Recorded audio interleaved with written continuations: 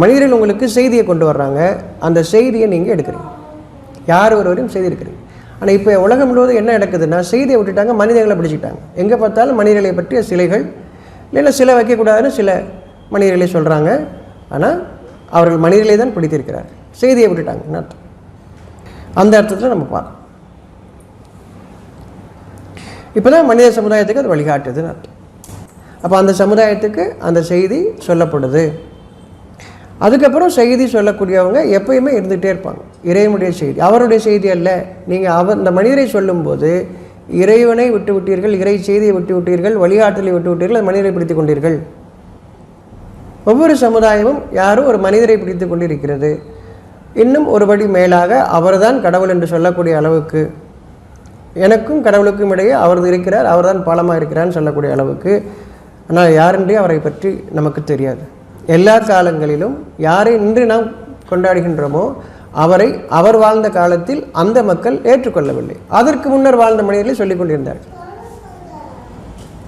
எல்லா காலங்களிலும். அப்போ நம்ம அவர்கள் வந்ததே இன்னும் சொன்னால் அவர்களை வாழச் செய்ததே வேதத்தை பற்றி அல்லது உங்களுடைய இறைவனை பற்றி உங்களுக்கு அறிவிப்பதற்காக. ஒவ்வொருவருக்கும் அவருடைய இறைவனை பற்றி அவர்களுக்கு அறிவிப்பதற்காக அவர்கள் வருகிறார்கள்.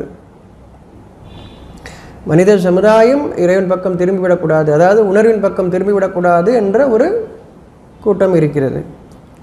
அவர்கள் இறைவனை பின்பற்றி விடக்கூடாது என்ற கூட்டம் இருக்கிறது. அவர்கள் மனிதர்களை பின்பற்றும்படி ஏவிக்கொண்டிருக்கிறார்கள். இறை செய்தியை ஒவ்வொருவரும் அவருடைய உள்ளத்தில் அவருடைய இறைவன் அவர்களுக்கு அறிவிக்கக்கூடியதை அவர்கள் கவனித்தவர்களாக, அதற்காக இறை செய்தி வழிகாட்டக்கூடிய ஒவ்வொரு மனிதனுக்கும். ஒரு குடும்பமாக இருக்கிறீங்க அப்படின்னா அந்த குடும்பத்தில் இருக்கிற ஒவ்வொருத்தருக்கும் அவருடைய இறைவன் பக்கம் திரும்பும்போது இப்பொழுது அவர்களை குடும்பமாக, உறவுகளாக, நட்புகளாக நான் சேர்த்து வைக்கின்றேன் என்று படைத்தவன் அறிவிக்கின்றான்.